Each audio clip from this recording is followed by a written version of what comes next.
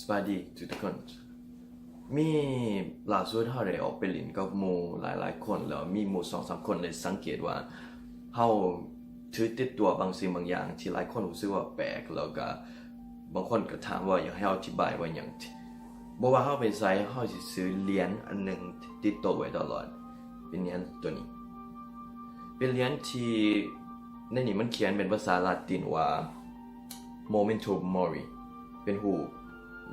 กะโหลกกับหูลิ้นซ้ายI don't know what it's called so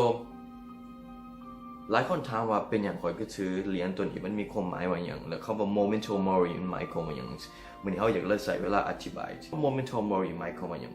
ถ้าแปลตามตรงแมนจงจือถึงความตาย yes จงจือความตายถ้าที่แปลบอกมายาวๆแมนอย่าลืมว่ามื้อหนึ่งจะจากโลกใบนี้ไปว้าวหลายครั้งหลายคราวคนก็ว่าให้คนนึกว่าจะเป็นคน positive เป็นอย่างจะก็ถือเหรียญที่แบบมีความรู้สึกบดีเป็นความคิดที่แบบ negative หรือว่าเป็นความคิดลบno that's not true at all ข่อยบ่คิดเลยคำว่า Memento Mori สำหรับข่อยแล้วแม่นเป็นสิ่งที่ให้ข่อยคิดถึงมีความสุขเพราะว่าสมมุติถ้าข่อยรู้ว่าถ้าข่อยจื้อถึงความตายหรือว่าทั้งหลังนี่มันเขียนว่า you can live life right now หมายถึงว่าเขาอาจจะจากโลกนี้ไปในเวลานี้สมมติวิดีโอนี่เป็นวิดีโอสุดท้ายของข่อยหรือว่าสิ่งที่เขาบอกนี่เป็นสิ่งที่บอกสุดท้ายของข่อยมือนี่เป็นมือสุดท้ายของข่อยถ้าข่อยรู้แนวนั้นถ้าข่อยมีความรู้สึกแนวนั้นข่อยสิบ่รู้สึกเศร้าข่อยสิรู้สึกว่าMemento Mori ข่อยจื้อถึงความตายแล้วถ้ามีความตายมาหอนจริงข่อยควรมีความสุขหลายที่สุดเท่าที่จะเฮ็ดได้ and อันนั้นมันขออธิบายสั้นๆเกี่ยวกับเหรียญที่ข่อยถือติดตัวตลอดเวลา and มีคำถามอย่างสามารถถามมาได้ and เราอีกอย่างหนึ่งตอนนี้เขากำลังจะออกมาแล้ว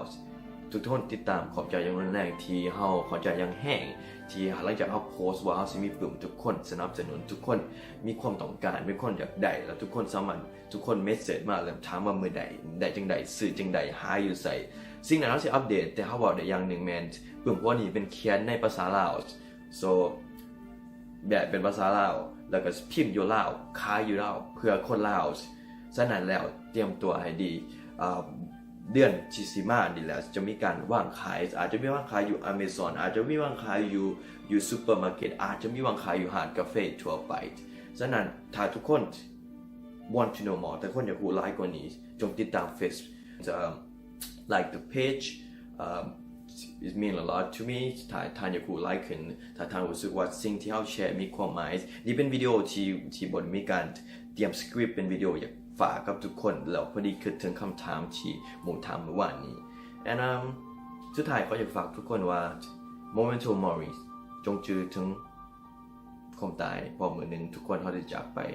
ฉะนั้นจงมีความสุขเป็นคนที่ดี be kind and มีจิตใจที่ดีงามเพราะว่านั่นแหละเป็นสิ่งที่ทุกคนต้องการ Have a good day